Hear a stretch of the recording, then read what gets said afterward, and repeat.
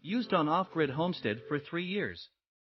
Twice as economical as backup carburetor Miller 10 kW welder/generator.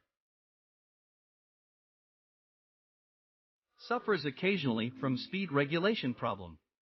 Usually goes away after half an hour running at 1/2 output on 120V, then runs with both 120 and 240 output at nearly 6 kW. The apparent cause is not limiting the loads, 3 inverters and their loads, some of them under software control. In that generator stoppage event, I believe generator restart can be delayed for up to an hour due to fuel starvation. Service bulletins not easily obtained from Honda.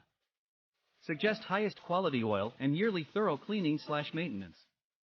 Has odd semi-squeal on startup/shutdown with no ill effects. Click on the link below to see price.